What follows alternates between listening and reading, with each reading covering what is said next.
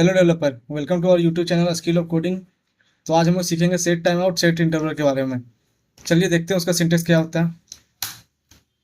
Set time out, वो mainly set time out क्या करता है, एक मेनली फंक्शन लेता है। जैसे मैंने नम नाम का फंक्शन लिया और उसके बाद वो सेट टाइम आउट कितना टाइम के बाद एग्जीक्यूट हो वो बताता है।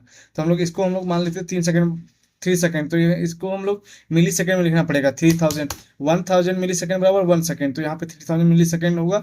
तो उस फंक्शन को एग्जीक्यूट कर देगा, नम नामक फंक्शन को एग्जीक्यूट करेगा। चलिए तो इसको देखते हैं। हम लोग यहाँ पे बना लेते हैं नम नाम का फंक्शन। तो फंक्शन लिखेंगे। आप एरो फंक्शन भी बना सकते हो, जैसे मैं यहाँ नॉर्मल फंक्शन बना रहा हूँ। ये इनपुट कुछ नहीं लेता, ठीक है। तो इसको फिर ये फंक्शन क्या करता है, कंसोल डॉट लॉग।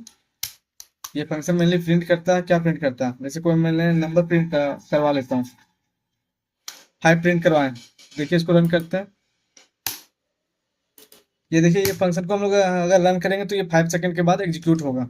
चलिए इसको रन करते हैं। टर्मिनल खोल लेते हैं हम लोग। ये न्यू टर्मिनल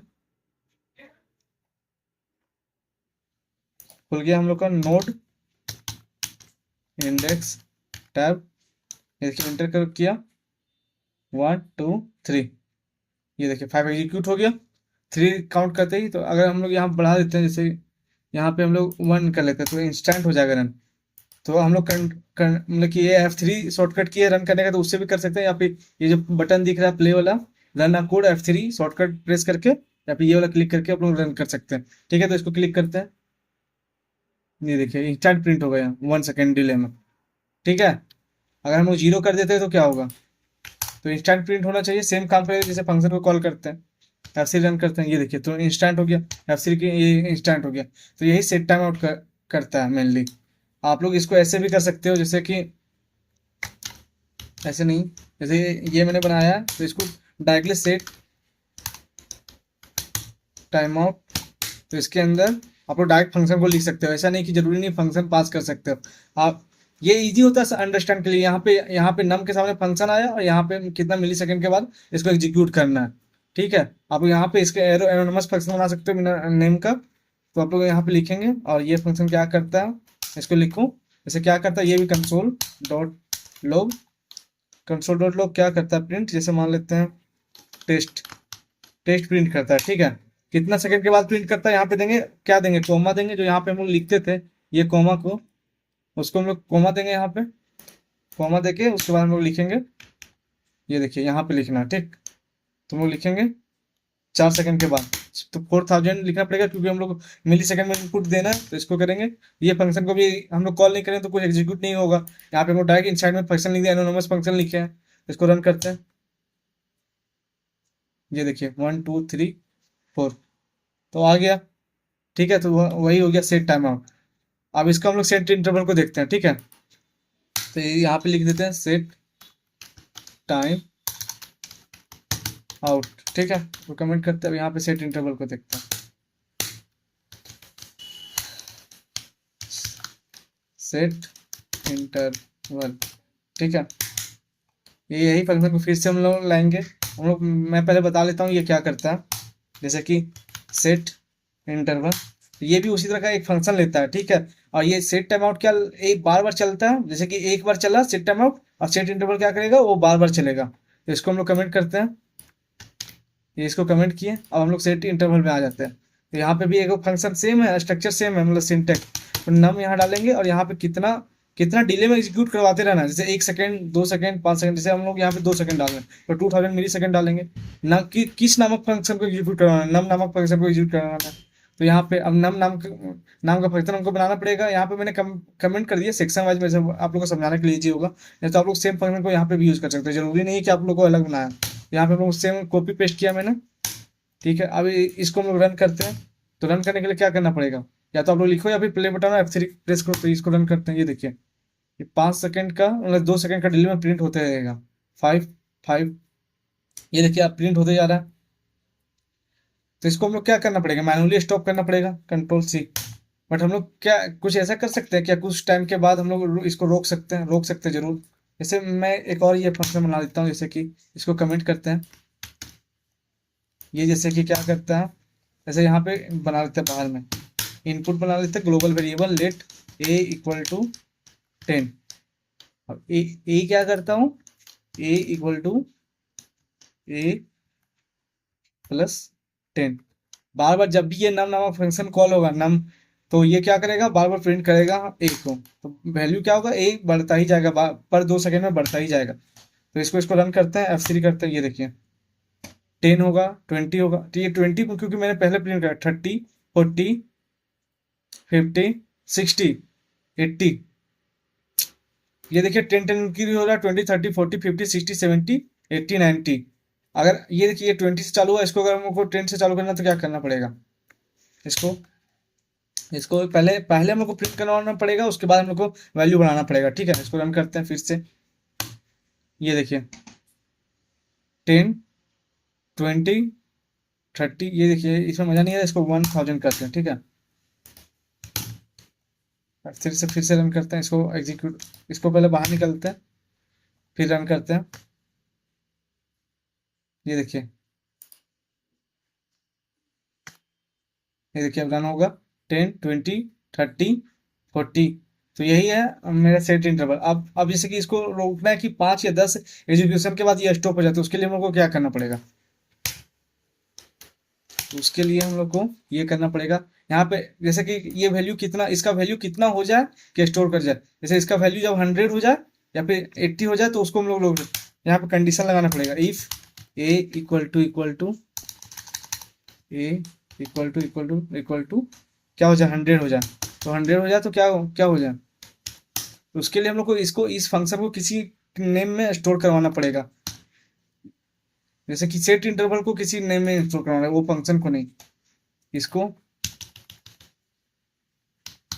जैसे किसी लेट कॉन्स्ट नाम लेते हैं, कॉन्स्ट कुछ भी दे सकते हो, ऐसा जरूरी नहीं है, हर एक का अपना ये है। जैसे लेट कॉन्स्ट और वायर में आप लोगों को डिफरेंस नहीं पता तो आप लोग वीडियो चेकआउट कर सकते हैं, मैं इसको आई बटन में पिन कर दूंगा। ठीक है, कॉन्स्ट क्या, इंटरवल इक्वल टू, जैसे मैंने इंटरवल इसका नाम रख दिया, जैसे इंटरवल नामक फंक्शन को क्लियर टाइम आउट किया जाए, क्लियर टाइम आउट तो मतलब क्या क्लियर इंटरवल किया जाए, क्लियर टाइम आउट उसके लिए भी होता है, मैं उसको बताता हूँ। यहाँ पे जैसे हम लोग क्लियर इंटरवल करेंगे, ठीक है, क्लियर इंटरवल करके हम लोग को इसका नाम को पास कर देना कि जब भी 1000 नहीं 100, 1000 बहुत टाइम लग जाएगा। ठीक है, जब भी 100 हो ए का वैल्यू तो क्या हो जाए, क्लियर इंटरवल हो जाए, तो इसके लिए हम लोग को प्रिंट करवाना पड़ेगा, जैसे क्लियर इंटरवल ये पास कर दिया उसका नाम को, अब हम लोग रन करते हैं। ठीक है, ये देखिए रन कर लें, एग्जीक्यूट 10, 20, 30, 40, 50, 60, 70, 80, 90, देखिए 90 से पहले एग्जीक्यूट हो गया। ये देखिए ये पहले प्रिंट हुआ, उसके बाद सम हुआ, जैसे यहाँ प्रिंट हुआ 90, 90 के बाद सम हुआ 10, 10 सम हुआ, उसके बाद 100 यहाँ पे आके एग्जीक्यूट हो गया। ए आप लोगों को ये फंक्शन पता है, ए में 90 80 90 था, फिर 90 में 10 जुड़ गया तो 100 हुआ, 100 एग्जीक्यूट हो गया, फिर इसको प्रिंट होने का मौका ही नहीं मिला दोबारा। ठीक है, तो ऐसे काम किया। ठीक है, या फिर इसको इस तरह भी कर सकते हो, जैसे कि हम लोग कोई जैसे कोई फंक्शन है, जैसे हम लोग मान लेते हैं लेट आई इक्वल टू 0। ठीक है, आई इक्वल टू 0 और यहाँ पे लगा देते हैं आई प्लस प्लस, आई प्लस प्लस लगाएं। आई प्लस प्लस क्या करता है, एक एक वैल्यू अपने से इंक्रीज कराते जाता है, जैसे यहाँ पे लिखेंगे I equal to I plus 1 तो वही काम करेगा सेम आई प्लस प्लस। ठीक है, तो यहाँ पे हम लोग करते हैं इफ आई इक्वल टू 5 के बराबर हो जाए तो क्या करें, क्लियर इंटरवल और ये फंक्शन का नाम पास कर देते हैं इंटरवल।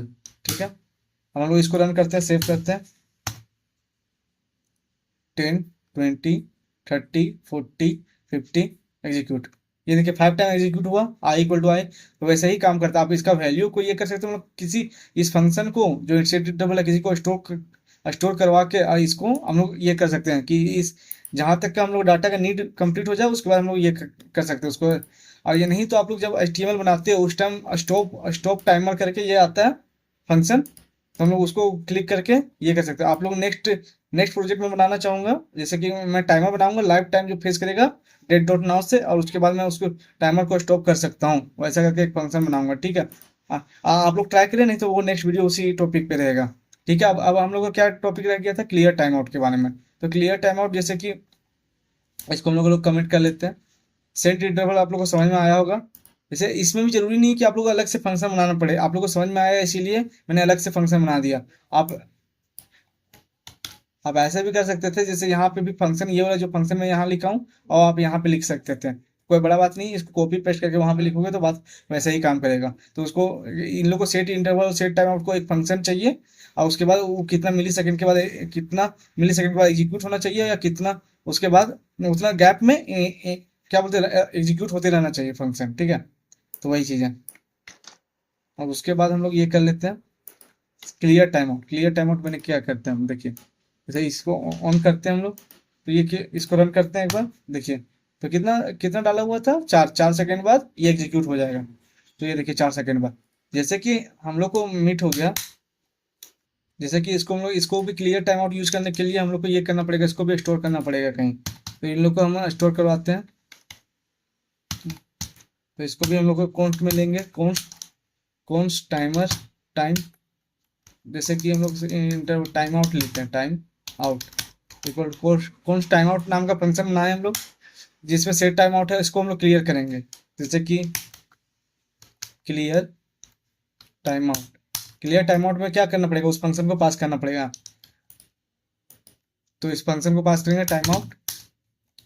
अब इसको रन करते हैं, तो ये क्या करेगा, इमीडिएट इसको इन्वोक कर देगा, मतलब इसको रन कर देगा क्लियर टाइम आउट, और ये 4 सेकंड के बाद एग्जीक्यूट ही नहीं होगा। चलिए इसको रन करते हैं, ये देखिए एंड हो गया।